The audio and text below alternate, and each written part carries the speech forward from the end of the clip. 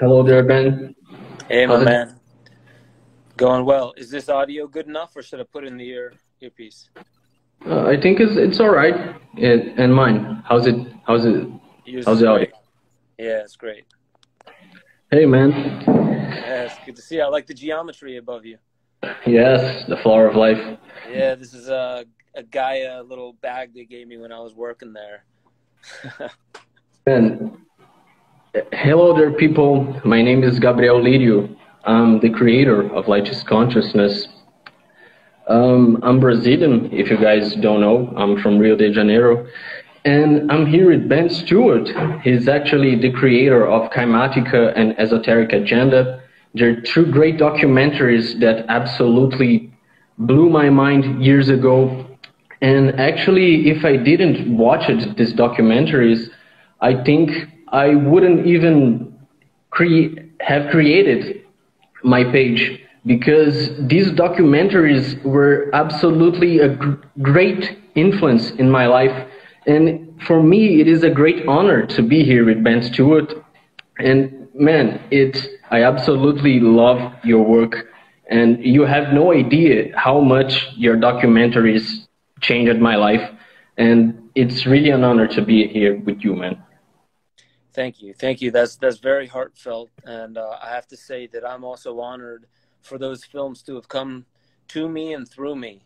When I made those films, I was 25, 24, 25, and I feel like they just happened. I feel like I had this inner knowing that I needed to make a film, but I had no idea exactly the shape it was going to take. And so, in a way, I'm honored for those films to have come to me because it started the greatest life path I've ever been on because of meeting people such as yourself and other people who it really resonated with, but also became my teachers because I didn't know everything going into it, and none of us do really, but it was a calling card for people like yourself, really great teachers, to step up and start getting involved in the conversation.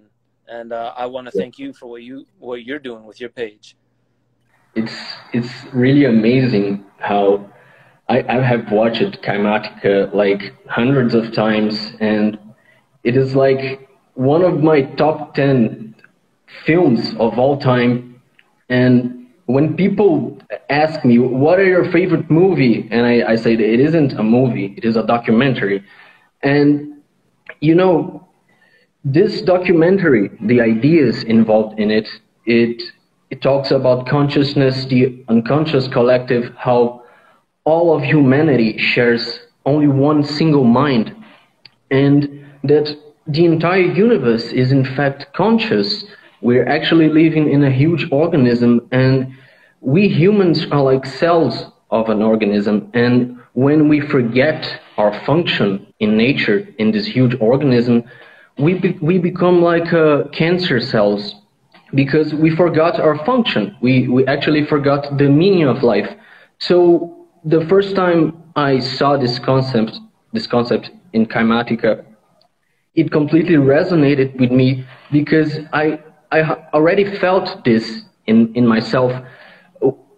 I think one of the greatest concepts in my life was to conceive the universe as a huge organism. And it's this concept that reality is actually living made me perceive that reality is not randomly organized. It is actually organized by consciousness. Consciousness is a universal function. And when we understand that everything is energy and everything is consciousness, and that all of the great cultures of the past mystified light as the source of everything, then I I understood in my mind that light organizes everything in an intelligent way. So light is in fact intelligent.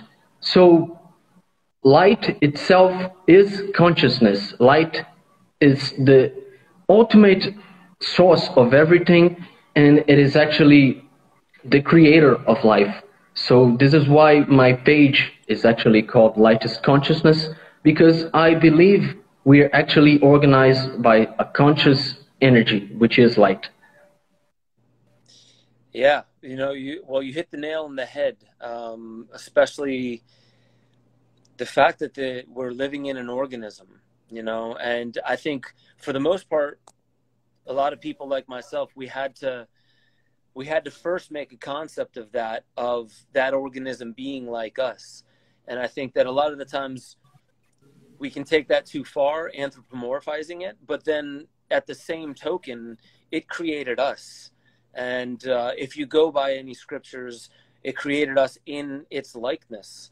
But its likeness is always evolving and changing. And so I really like that you mentioned that light, this thing that most people think is this inert thing that just makes things lighter rather than darker, that it is an energizing, a revitalizing, and a source of what makes things wish to get up and dance towards the sun.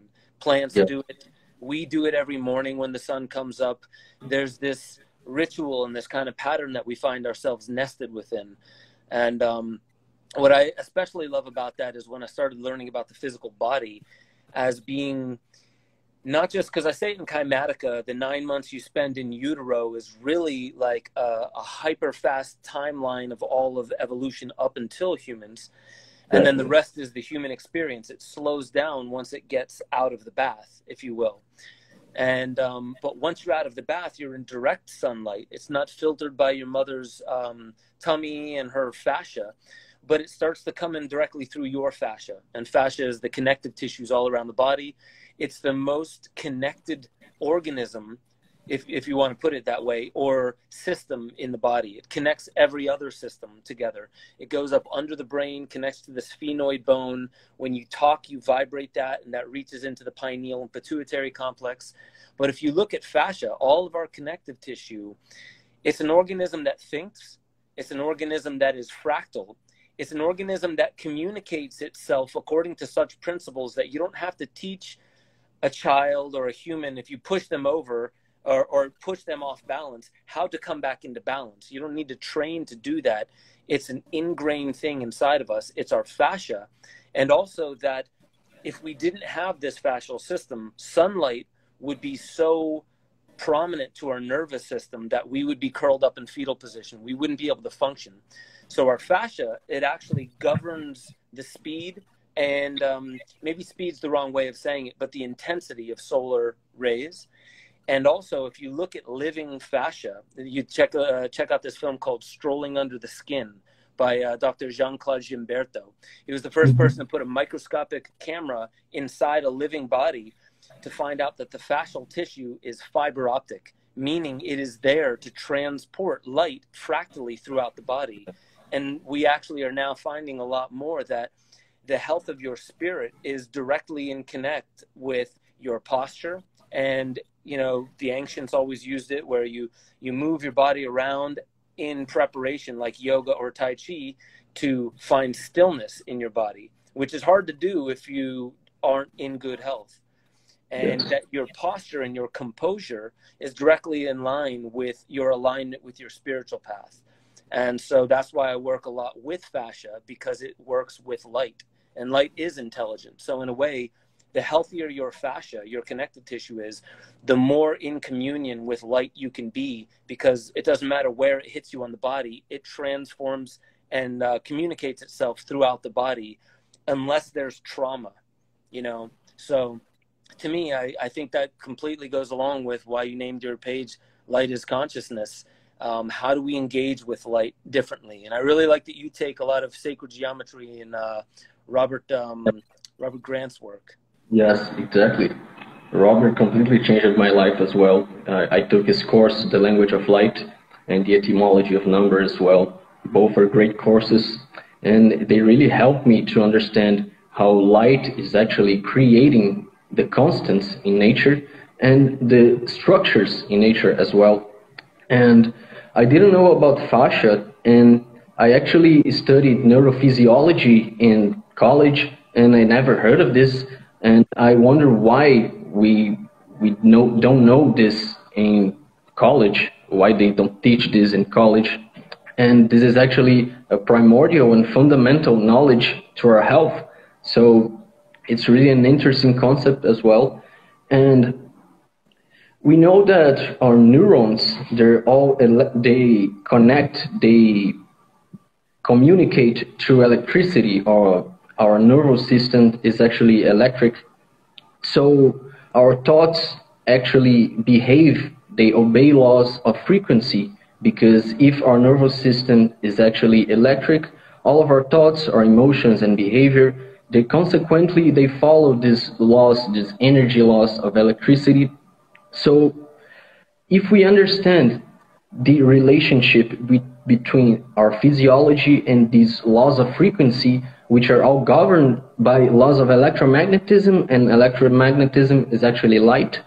So actually the basic laws of physics, which creates our consciousness, are based on light physics.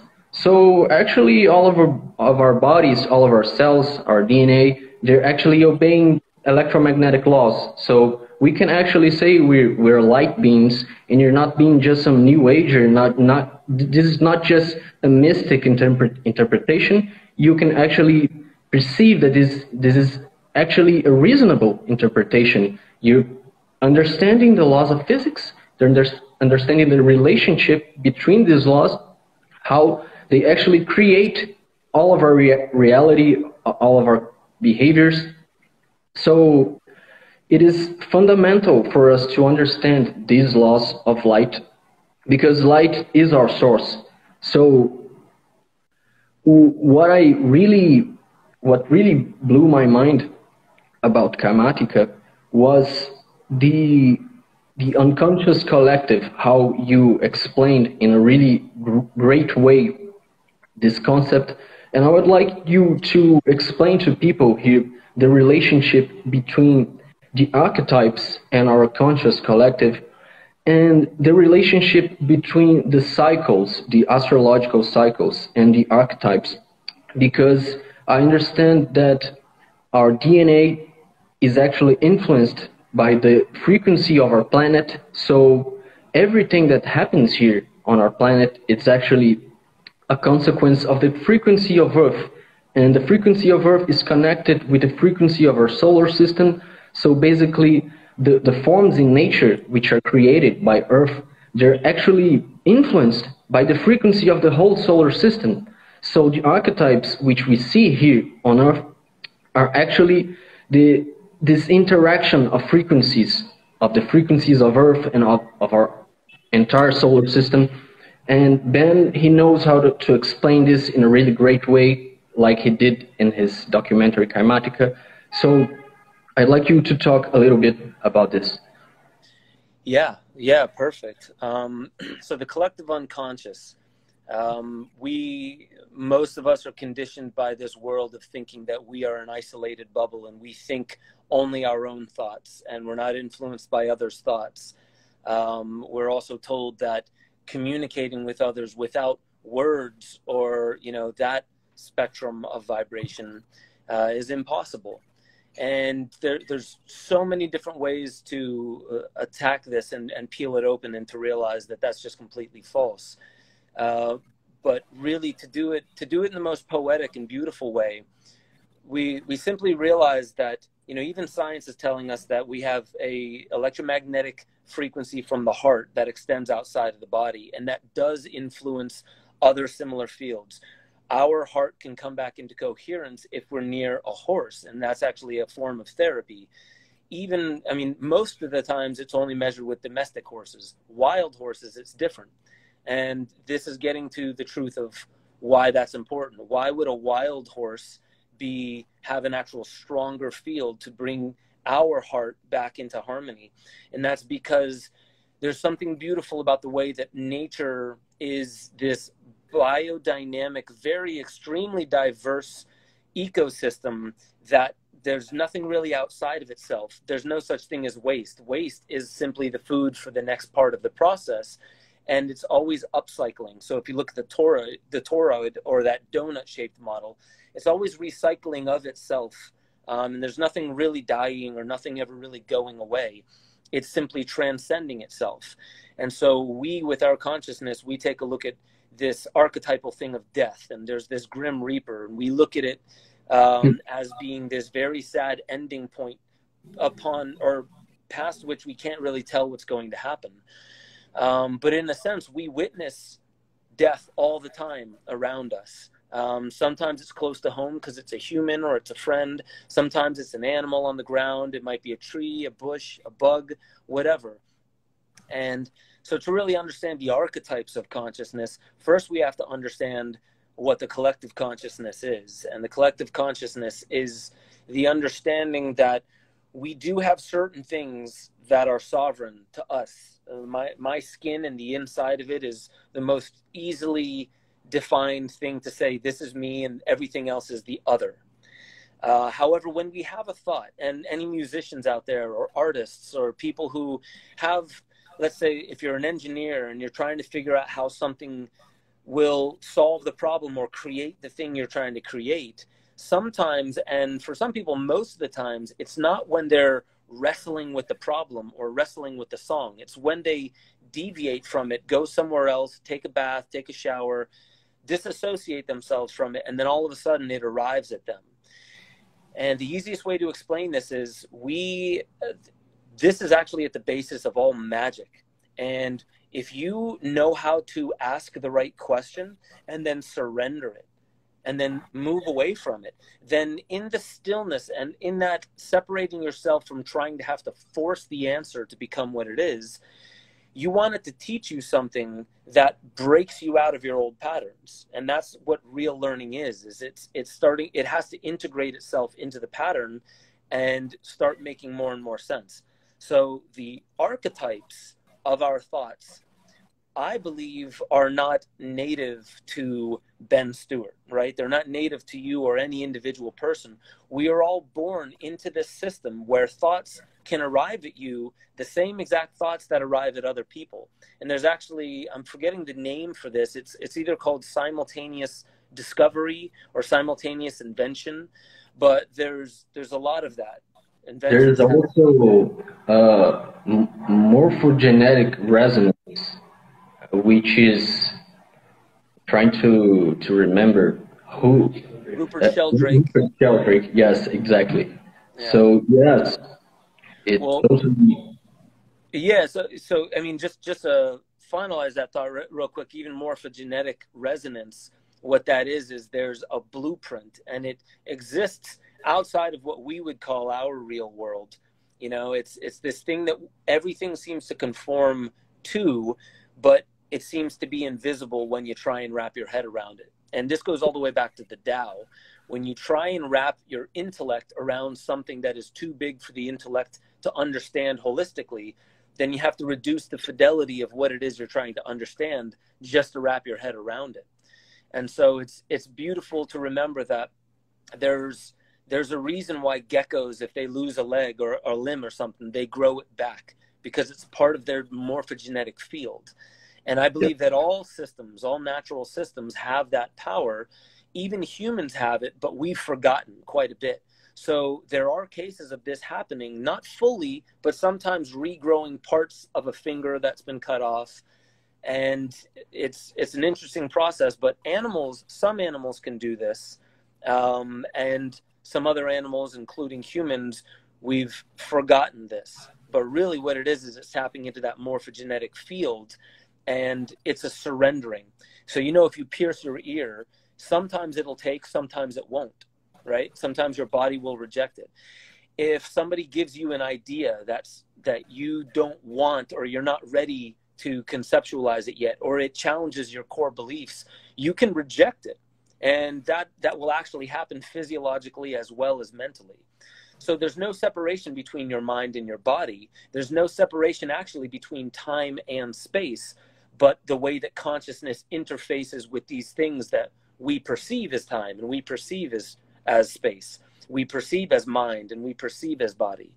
So I think the more we start really deeply looking at the concept of there is a collective unconscious, and we are connected to everyone and everything, past, present, and future, as easily as whatever's happening right here in the room. We have access to all that just as easily. The only block is us. And so that's why in all my films, I always bring it back to, even if you're talking about conspiracy in the world, it's not out there. There's nothing outside of us. So the conspiracy exists within.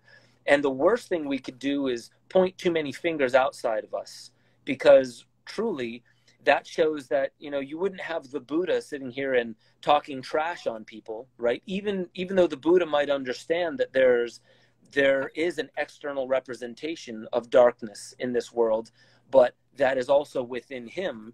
And all these things are lessons for us to come to understand. So then your archetypes go anywhere from angelic, motherly, fatherly, warrior, serene, peaceful, death, birth. These are all archetypal because everything in life will somewhat fall into it in some way, shape, or form. Everyone's going to experience every aspect of consciousness, whether not totally in themselves, then they see it in their parents, and that becomes the externalized archetype for the father figure, or the abuser, or the one that just wants to check out and tune out all the time. These are archetypes. We're all susceptible to them. And someone just said everything is a mirror. That's exactly it. Everything is a mirror for our awakening, and it is only the things that we deny or reject as part of our reality, saying, I hate it, or I don't want it. You know, like a medicine experience. If you've ever had a medicine experience and you have that moment where you're like, oh, okay, please stop. You know, please stop this process, because I'm about to witness something that I know is there. I know it's always inside me, but I'm not ready. I don't want to see it. And the beautiful thing about plant medicine ceremonies is once you say yes, it's very hard to say no afterwards, because you're just going to get the lesson that you're going to get.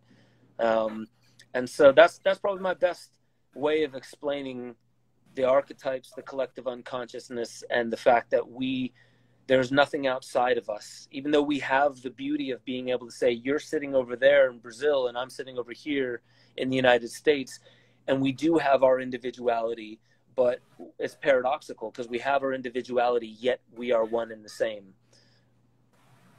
It's really interesting because we're so distant, but our vibration actually resonates to a point that we're actually connecting. We're distant, but we somehow can connect. So only the law of vibration can explain this. It's actually resonance happening.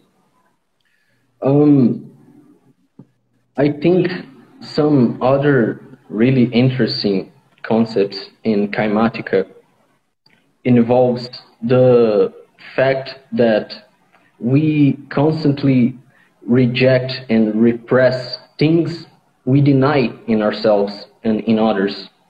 And this actually degenerates consciousness, it represses consciousness. When you deny an aspect of yourself, or when you deny an aspect of someone else, you're actually entering in a opposition state of mind. When you decide to reject a point of view, you're actually polarizing your mind. You're entering some kind of fragmented kind of state of mind. And we need to accept who we are. We need to accept our polarities so we can reconcile the paradoxes of our polarities. When we deny aspects of our polarity, we actually deny aspects of others. And we enter a conflict, a belief system of conflict. So actually, I'm trying to focus on belief systems which bring unity, because I see many people propagating belief systems which only create useless conflicts. People discussing about how the earth is flat or something like this, and they're actually rejecting other people just because of a concept which does not exist. So I think for us to enter a resonant state of mind, a coherent state of mind, we must accept who we are, and our belief systems must be of unity, of resonance, because only when we can accept ourselves, we can accept the others, and in this way create a powerful resonance. So I believe it is really important for us to focus on our polarities, and because when we polarize our minds, we end up rejecting others. So the only way for us to develop our inner power is when we accept ourselves. So when I first saw Kymatica, this message really resonated with me because it's just another proof that ignorance is a huge source of suffering, and when we actually diagnose our problems with sincerity, we can actually transmutate, we can actually transform and guide our lives in a more harmonious way. So I think it's really important for us to be conscious of our polarities so we can accept ourselves and the others as well. And I am really thankful to you because I learned this in my life, and Kymatica also taught me this in a really beautiful way, in an artistic way as well. Yeah, thank you. Thank you. And you're totally right. You know, the way everything's part of a narrative that we've spun for ourselves, and we've had other people help us spin. And a lot of the times, you know, I like what you say about it really is. It's all about harmony. And the thing about harmony is you can sense it. Doesn't matter how much you've read. Children can sense it. Animals can sense it in your voice. So it's a lot more about delivery. And delivery, you know, when I was talking about the fascia before, the connective tissue, really the reason why your facial contours have the contours that they have, the way your posture and the way you walk, everything about the nuances of the way you look is based upon your fascia. And what your fascia is also doing is it's reflecting something to the outside world, right? It's also giving information to the outside world. This is also in the throat. We have fascia, and fascia is involved in your singing voice, your speaking voice. And there are technologies where you can measure the voice and see what frequencies are actually missing or distorted. And that will give a very accurate reading as to what's happening inside the body. The same thing as your face is a reflex organ, your hands, your feet, your ears, your teeth, your tongue. So much about our body is fractal. You can see the whole thing in something as little as the ear if you know what you're looking at. You can hear it in the voice if you know what you're listening for.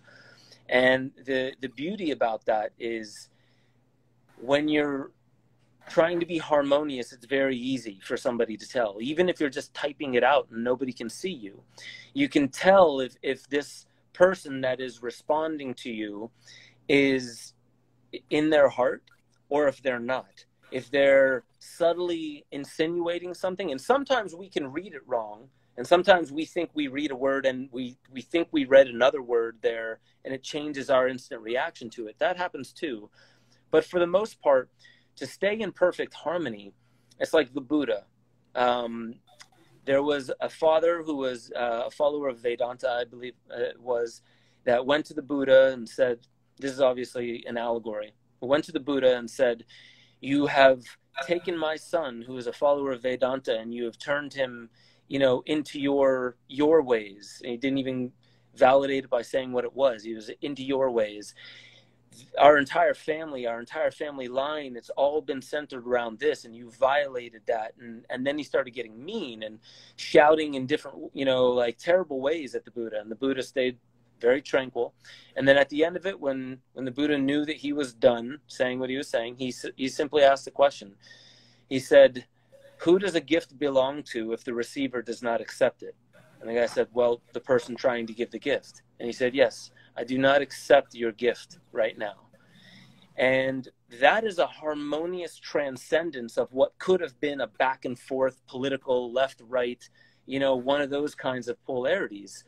But it was said with love. And another example is at Mauna Kea right now.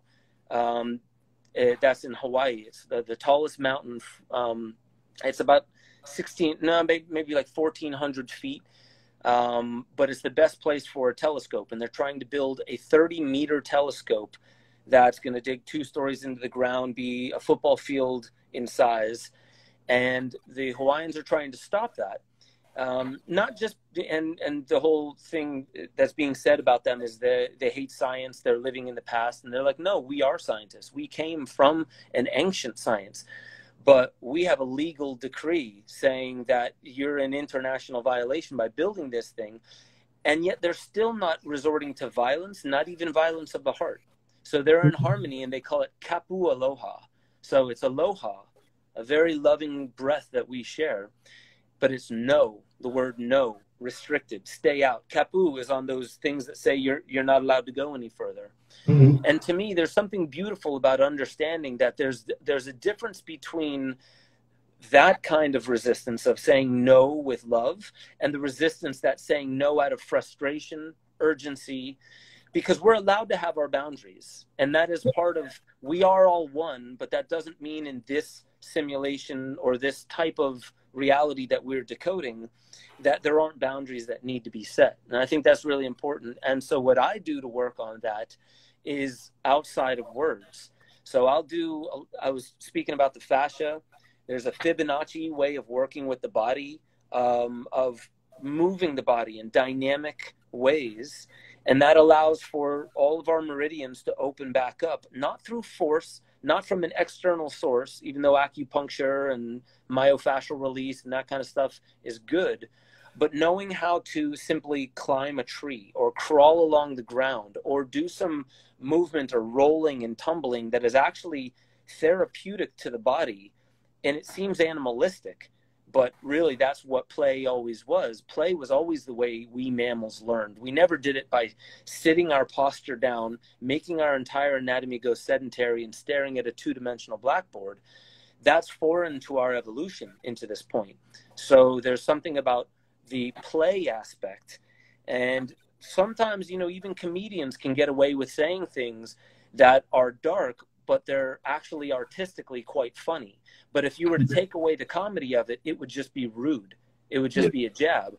So this is where also play comes from, because we are allowed to play the coyote, the trickster. We're allowed to play that. We're allowed to challenge people, but it should be like a dance-off, not like, wait, I'm going to push this guy until he wants to fight me. That's the wrong way to go about it. The right way to go about it is, bro, you can't touch me, but let's climb this tree and see who can get to the top the fastest. Or let's turn it into something constructive and harmonious.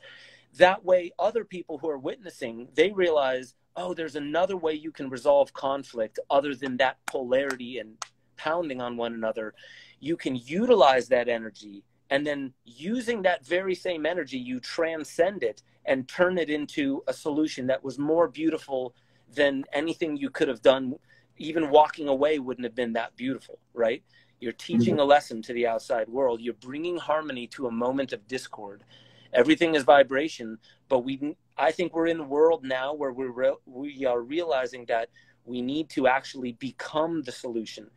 Thinking it is great. Understanding the mechanics of it up here is great. But when you can walk like the Buddha walked, listening to the earth with every footstep, the wind is blowing past your face and you hear it, you listen, you say thank you because you know it's a message. The sun is shining on you and you're listening to it. It sounds like such a subtle hippie thing to do. However, we are also a society that have declined in our health and in our psychological health. So I think these very primal, very compassionate, very harmonious ways of coming back into communion with nature, we need to start doing them more now. And I think it's beautiful because everything that's happening in the world, people are feeling this anxiety and this kind of fear of what's going on. And what I try to do in my personal practice is utilize the anxiousness, acknowledge that other people are probably feeling the same, and then call everyone to a higher level. Like, let's rise to the occasion. Let's not freak out down here. Let's not turn it into rage, let's turn it into an art project where, you know what, we're going to come up with a solution that no one else could have come up with, and we're going to do it together, and we're going to actually build it brick by brick, and there's no stopping it. I think that's really, that to me is the most, it's the highest artwork that we could ever do in this life, is help other people remember that they are divine creators as well. Exactly.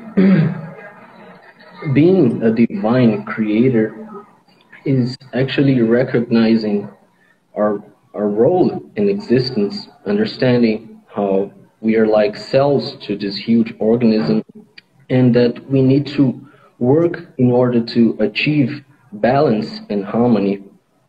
And we know that reality it is actually composed by laws of harmony, because if reality is actually composed by vibration, and vibration it is actually governed by laws of harmony, so everything is actually governed by these laws.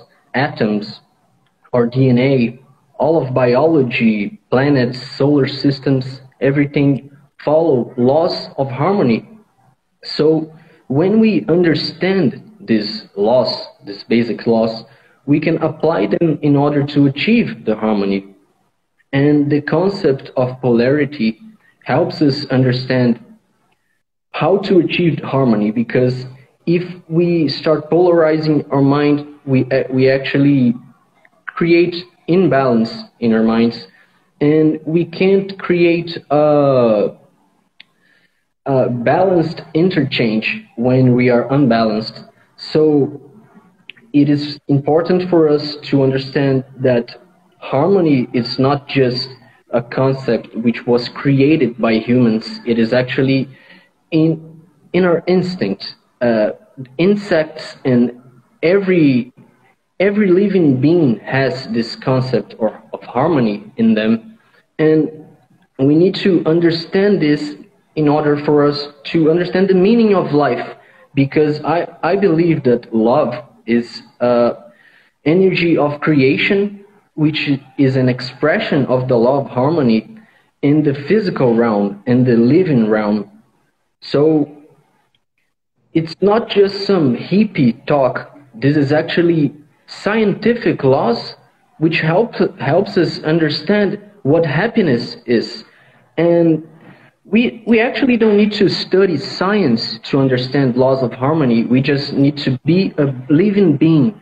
We already know these laws. We were born knowing these laws, because harmony is just a state of our energy when it is in balance.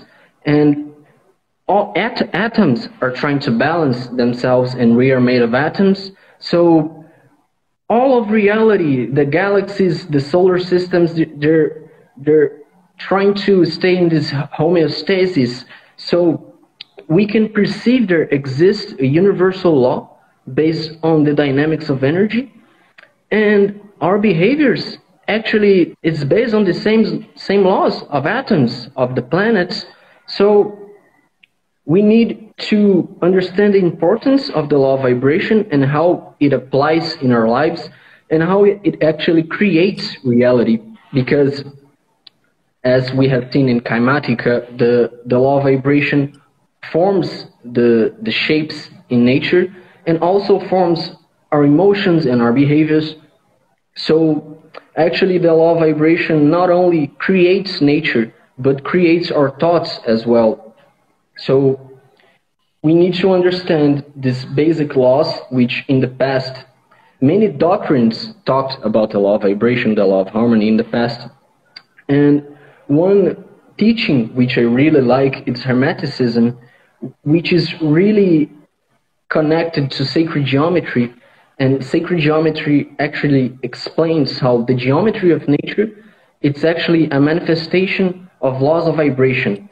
Certain vibration create specific frequencies which create specific geometric shapes. And actually electromagnetism creates frequencies as well, which create forms. We can actually create shapes of flowers through reflections of light in cylindrical shapes. Like if you take a mug and you take multiple sources of light, you can create a polar rose inside this mug, and you can actually create a similar pattern through cymatics as well, which is the science and the study of visible sound, the geometry of vibration. So we can understand that light actually create the same geometrical patterns which are seen in cymatics. So we understand that there exists a geometrical matrix which is actually created by laws of frequency, and these laws of frequency, which are shaping the forms in reality, they're actually shaping everything in our lives. How we perceive reality, our five senses, they're actually based on laws of frequency as well. The sound we hear, the colors we see, all of them, they have frequency. So I want you guys to understand that the teaching, the basic teachings, which I want to spread, they're related to laws of harmony, and harmony, it's explained by laws of frequency. That is why we actually have to talk about how light works, how sound works, how all of these physical phenomena, how this energetical phenomena works. We need to understand them in order for us to understand how we work. And that is why the ancients used to say that everything came from light, and we actually need to understand how light works in order to understand how everything works. And the works of Ben actually helped me to understand this a long time ago, and I really think that everyone watching this video, you guys must follow the works of Ben Stewart. He absolutely blew my mind years ago, and it's really an honor to be here with him having this talk and to be able to have a positive influence in the lives of so many people. So yeah, man, it's really great to have this conversation. And hey, so you can give your perspective now. I talked too much. No, dude, I love everything that you said, and it really several things come to mind. I think, you know, to keep it as simple as I can and to bring it really back home is, you know, we live on a planet where a lot of people have come before us, a lot of really incredible light beings, if you will, and even the ones who we wouldn't say walked in the light, they teach us of the light. All teaches us of the light. But when we look back, I think the ways, if we want to learn how to dance to light, if you want to learn how to work it through the body, if you want to learn and understand what harmony is and how it feels, the books are great. But I think, look back to our ancestors. What did they do? They danced barefoot on the ground. They stomped the earth. That has an effect. The piezoelectric force in the body is another kind of electric force that helps bone morphology. And yes, your bones are always growing. Even if you're at the height that you're going to be at, your bones are always changing their morphology depending on our gait cycle and the way we move, and which is a behavior. It's learned. It's not morphologic. It's learned. Dancing on the ground. You want to learn harmony? Hum, chant. But not only do that, it doesn't matter whether you think you have a good voice or not. You need to allow yourself to vocalize because you're allowed to. You're allowed to use your voice and sing along with songs. If people are singing, start harmonizing with them. This is a way to actually dance and play with vibration, learn what harmony is on an action level. You're actually acting it out. And that's the beauty of art. Every choice you make that turns into an action is a part of your life's art. Drum. Recognize the rhythms that when you create a rhythm, how powerful it is, how it moves your body. You know, eventually people who don't even realize they're listening to a rhythm will start rocking to it. Get involved with it. You know, I think that's the number one thing is your body knows these things. You said it at the beginning, is we were born with this understanding. However, we were born with muscles. That doesn't mean our muscles stay the same throughout life. You have to work them into their strength, into their conditioning. So you also have to work your understandings of light, of consciousness, of harmony and vibration by becoming a part of its flow, listen to it. When the music is playing, even if no music is playing, I can hear music all the time. You know, I know exactly what rhythm I'm in. It's not to other people, for other people to hear until I become it. And then even if it's silent, other people will recognize, even if it's out of their peripheral vision, it's contagious.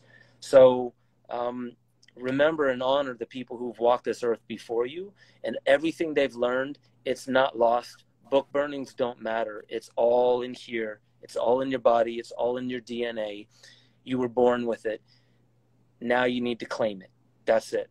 That's my probably the number one thing I could say to wrap up all of my life's work is you are the art piece that you've been waiting for, but you need to chisel it out.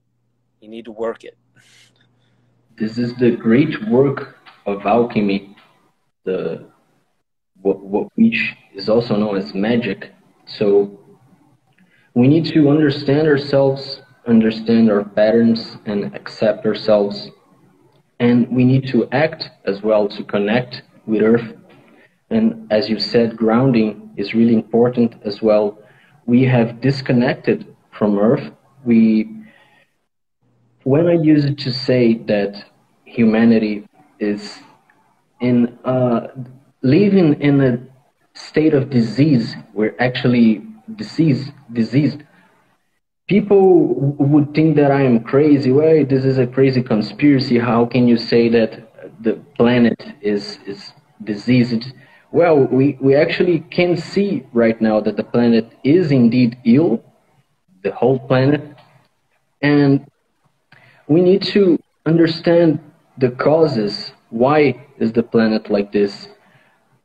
From where did this virus come from? You know, the did nature create it because we're actually in an imbalance? Did someone create it? So we actually need to understand that we are in an imbalanced situation here, and we need to take action. We actually diagnose it, Earth, as in a diseased situation. So we need to understand that it's a time for change, and we must be a positive influence for a good change, and we need to take action, because only gathering knowledge is useless if we don't take action. So we need to be coherent in our beliefs and integrate our knowledge, our wisdom to our lives, so we can make a positive influence not only in our lives but in the whole world. So I think this talk, I hope that in this talk all of you guys that are watching can understand the point of this conversation, which is to bring harmony to us and to the planet. And all of this science is for us to understand our inner selves and our connection and our interrelationship to the universe, so we can understand the meaning of life, which is love itself. Some people may say, well, this is cliche. I already knew the meaning of life was love. And yes, already, you already knew because you are programmed to know this, but something made you forget that you were born in this place to give love and to help us to bring harmony to this planet. I believe that our function as conscious beings in this planet is to provide harmony. We can actually plan harmony. We can see how things gets out of balance. We can understand mathematics to know how ecology gets out of balance, and we can actually create more harmony. Humans can actually destroy the planet if they are unconscious, but if they are conscious, they can create great transformations. So I think this is the greatest point in this conversation, for us to be conscious. Yeah, and you nailed it when you said it is love. But those who say, well, I've already known that, it's not about knowing that love is the answer. It's about being it into existence. Everything you do, every word you speak, and somebody says in there, is love harmony? Um, mate, very close. I mean, love is probably the most harmonious source that there is, right? You know, if harmony may be not completely confined by the definition of love, and love confined by the definition of harmony, but they're definitely cousins, if not, twins. Because when you come into harmony, it's the easiest to recognize and acknowledge where love is and how it is applied. And also, I think another thing the indigenous show, many indigenous show us, is that, even those who mean us harm, even those who are doing the planet harm, need love. Love isn't just for the people who are doing their daily kind services in the world. Love is the only healing force that we should ever bring to sick people. And there are sick people, and what do? We put them to death. We lock them in cages. We forget about them. Societally, we turn them into slave labor workers to make our license plates. And I mean, this is not love. If prisons were ashrams, if prisons were temples like that, then we would really be rehabilitating people. Love isn't just for the convenient times. Love is especially needed when it's the hardest for you to act out of love. And that is when your act of love in the hardest moment is worth more than 1,000 moments of love when it's in the easy moment, the moment where everyone just expects it, right? So this is where harmony is really, harmony acknowledges that every now and then we fall unconscious of it. We come out of tune, and there's no shame in that. That's where a community and the mirrors of community is very important. But we don't shame people for falling out of love. We don't put them to death. We don't lock them in cages. We give them more love, like the ancient Africans used to do. If a child beat up another child, they would bring that child, and the entire community would sing them the same song that child was born, even in utero, listening to, and reminding them, this is who you are. That's not who you are. We understand that you fell out of harmony, but let's bring it back into harmony. And nobody shames that child. Nobody smacks them and says, how do you like that? Everyone sings their love back into that child. This is rehabilitation. This is what we need more of.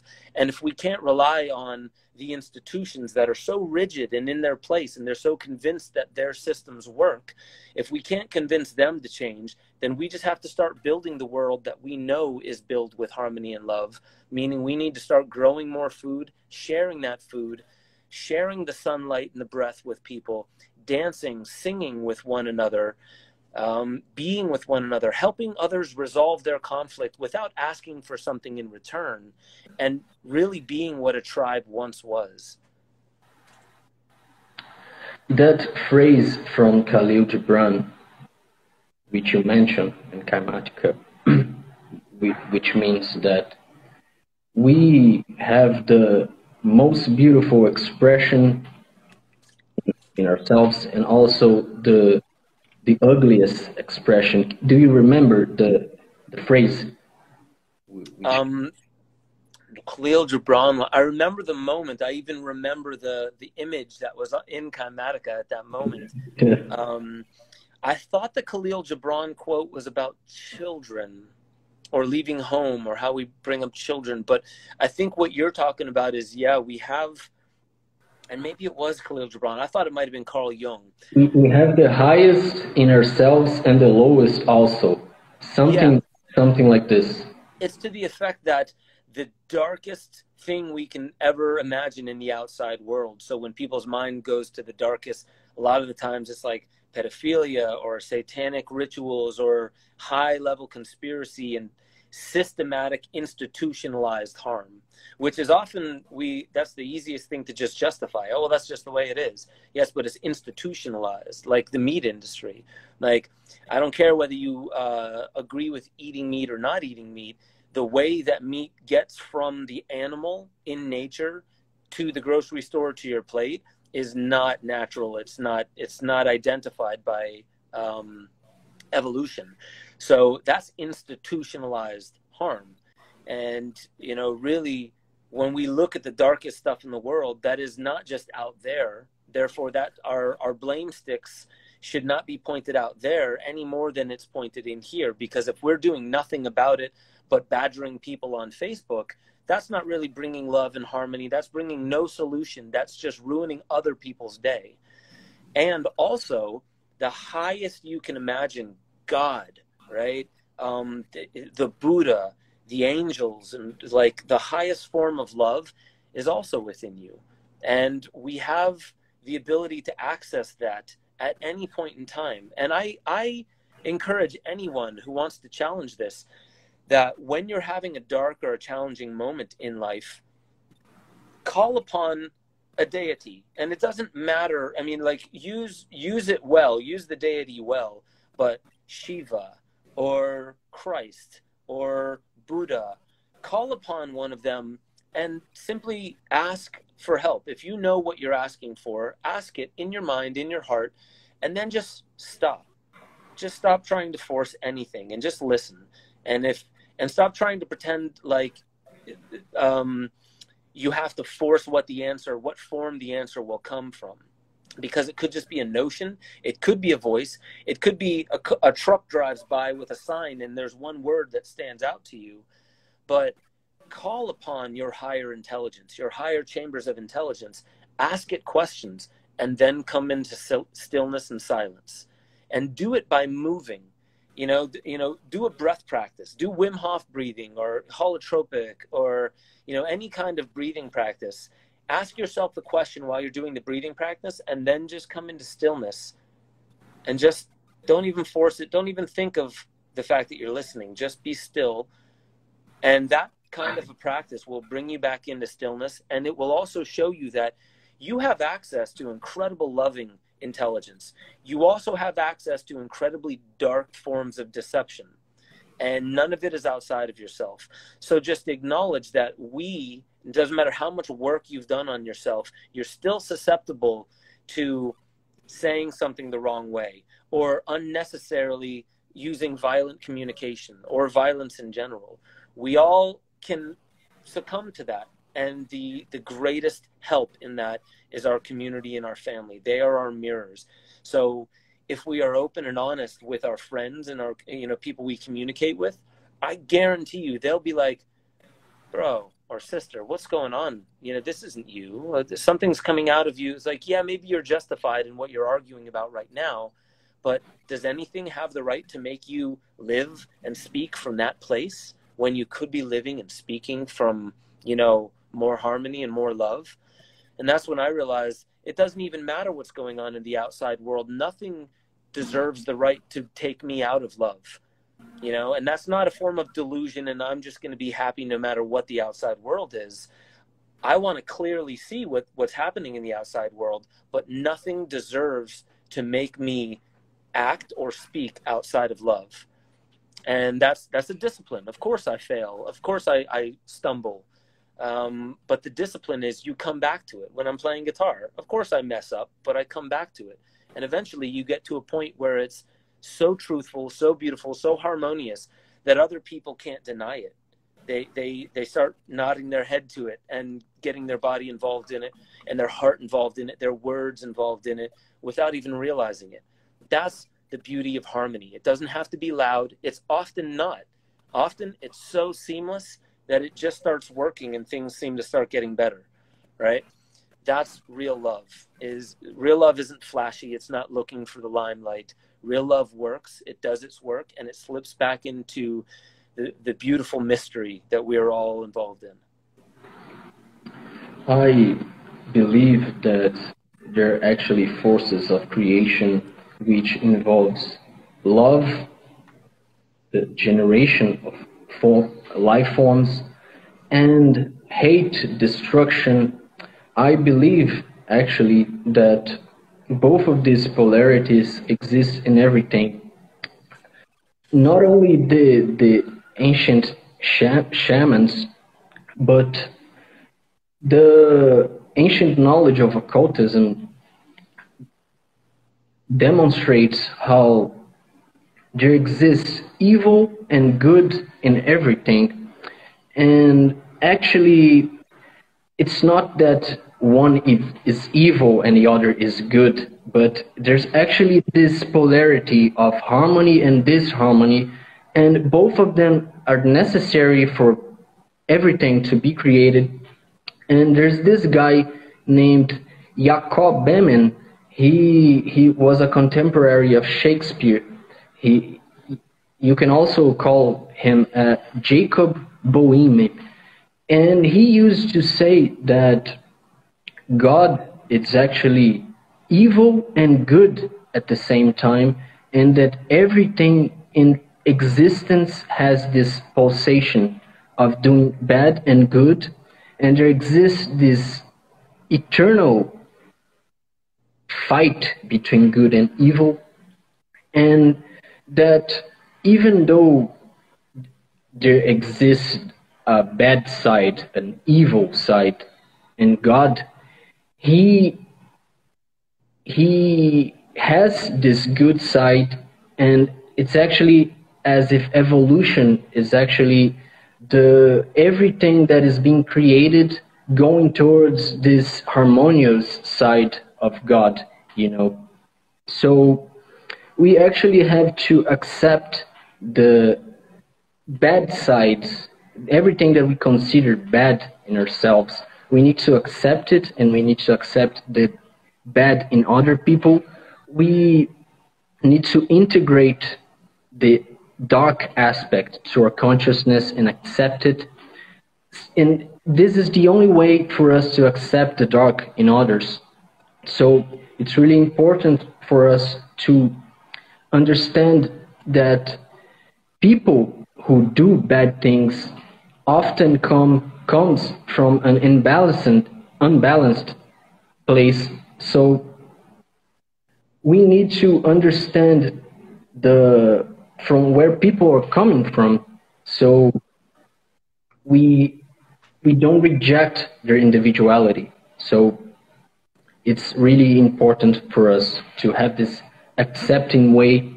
So to me, it's the only way to achieve harmony. It's to actually acceptance. Yeah, you know what's beautiful about this is, I know I'm speaking a lot about movement, like the indigenous dances and humming and chanting, and when I speak about fascia and ways of moving it, these are ways of working with light. And kind of what you're speaking about, there's an Aikido master that says, when we learn Aikido, we are not controlling evil in the world. We're only controlling the evil in ourselves. And what's interesting about that is it's the same. I mean, basically what he's saying, it's very true, and it's also the same. The evil, there is no world outside of you. There's just what we think is us, and then there's the outside world. But it's absolutely proven, if the environment is sick, we're sick. It's without fail, if the environment is sick, we're sick. Yes. And so we can maintain health in a sick environment to varying degrees. But this is what the bodhisattvas were doing. So there's a difference between a nirvani. A nirvani reaches nirvana, but it says nothing of them re-entering themselves back into the world of drama in order to help others, because that's the domain of the bodhisattva. And the bodhisattva has within them bodhicitta. And bodhicitta is described as compassion. And that's really the understanding that darkness does exist, and that darkness is part of this grand theater that we are playing in.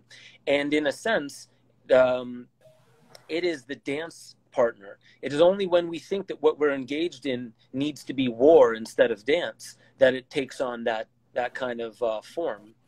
And so what I find to be really a beautiful way of working with that is through things like dance, but also this Aikido master. If anyone out there works with Aikido or Brazilian Jiu-Jitsu, it's very different from the other types of martial arts because it's very low to no impact. It's not about punches and hits and stuff like that, that's what's flashy about mixed martial arts.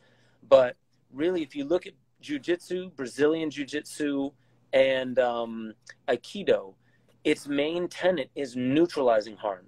It's not like, oh, well, I had to knock him out because they were going to do harm. Right. You also could have kind of choked them out or subdued them with an arm bar that wouldn't break their jaw or something like that. And so it's becoming more creative. And what I love about that is there are moments where people get out of control. I've been at festivals and a fight's broken out and everybody around, all they want to do is stop, stop, stop. They're just trying to stop it. And so it's incumbent upon, like at rainbow gatherings, it's incumbent upon the biggest person, and this is part of their philosophy, the person who's most capable of neutralizing harm, it's their duty, it's their responsibility to do it. It's the same in community. That's what they're trying to cultivate. But that's the importance of also being ready and trained in these situations. This is the reason why I do a lot of movement training, is because it not only exudes a form of health, but it's also, it makes me capable of being able to bring more love, which is an act of love is, you know, two people are fighting. It's a very unfair fight. What do? Do I take a golf club and hit the dude? Or do I find a way to neutralize the harm? Not introduce harm to neutralize harm, but simply take it out of the equation. And these are arts. They're martial arts. And every art, I think, has a very sacred place. And we, I think, would do ourselves a lot of justice by going back into all these ancient arts: dance, mantra, singing, meditation, slow circular movement, play, challenges like climbing through a waterfall, climbing a tree, climbing a mountain. It's a challenge before you and you want to tackle the obstacle, right? It's also teaching you how to not feel paralyzing fear, to know that, okay, I know the challenge seems huge, but I know how to rise to that occasion. And that's what the discipline and the training and yoga is union. The meaning of yoga is union. It's the same as religion. Religare means to bind, like Mr. Miyagi taught Daniel LaRusso to bind that bonsai tree back together. That's religare. It's a commitment. It's what love does.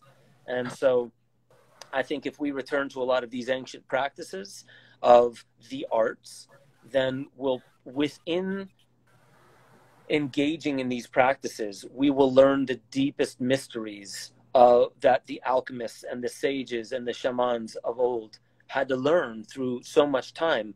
But we're given the internet. We're given as much information as is digitally stored at the click of a button. So we're in a very interesting time. So now we also need to step up our game and find a way, how do we use what's now at our disposal to bring more love and harmony into the world? So if we're looking at technology as being the problem, then guess where we need to give the most amount of love to? Technology. And that's exactly what these films are. That's what this Instagram Live is. It's a way to introduce more harmony into the world so people can wrap their heads around it. They can engage with it. They can become a part of it. And guess what? On a quantum level, if I'm chanting right now with an intention and you go and chant tomorrow with the same intention, we are chanting towards the same force. If I'm meditating on something like world peace and you meditate on something later like world peace, it's actually like we're in the same room together. We are entangled in this way. And so in this way, we need to be doing our own part. It's not just when somebody sets up a world meditation, oh, this is a perfect time to start meditating. It's always a perfect time to start meditating because it's a discipline that will grow upon itself. So this is why we need to return to some of these ancient disciplines, because they haven't gone out of style. Actually, they're probably more needed now than they ever have been. Totally. So the works of Ben Stewart are totally based on the teachings of the ancients and mine as well. So if you guys want to stay in tune with this kind of work, follow Ben Stewart and keep in touch with my work as well here on Lightest Consciousness. I also have another page, Fractal Science, with my friend Tiago Ventri, which is the creator of the page Geometria Sagrada. You guys can go on and follow him as well. This page is about sacred geometry.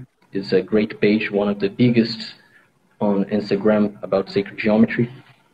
And I think this talk today was really great, Ben. It's actually the first time that I'm making a live video with Ben, and It's been really an honor to be here with him, and I hope this was really productive to you guys. And Ben, if you have some last messages to share with people. Yeah. First and foremost to you, thank you so much for everything that you're doing, giving a platform for this kind of conversation. We can never have too many of those. So thank you for what you do. For everybody else, go to benjosephstewart.com. I put it in there on the chat. benjosephstewart.com. That'll have all of my films. It'll have the blogs. It'll have all of my coaching work, my voice work, my breath work. You'll see where it is that I go with all of my artwork. And I guess if I had a lasting message for you, it would just be reach out. Let's find out how we can collaborate. This is a moment of collaboration. If you guys haven't been feeling it, let me just say it. Like, this is the time to start collaborating. Yes. Use your devices, use your technology, use your community, grow food, drink good water, get involved somehow, but make your actions that of harmony and that of love. Absolutely. This was a great connection for me, and I hope it was for you and to everyone listening. And we can keep making more talks, more connections like this, so people can keep being influenced by these positive talks about harmony and love and these ancient teachings about Hermeticism, sacred geometry, and everything related to self-knowledge. So, hey man, it's really, really an honor to be here with you, man. Same.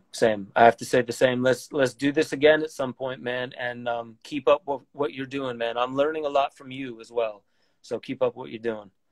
Yes, man. So you helped me so much that I returned and I appeared in your life, and now I'm helping you back. It's a beautiful cycle. Yes, of course. So, hey, man, really great. Yeah. Ciao to everyone in there. Much love to all of you. Goodbye, people. Till next time.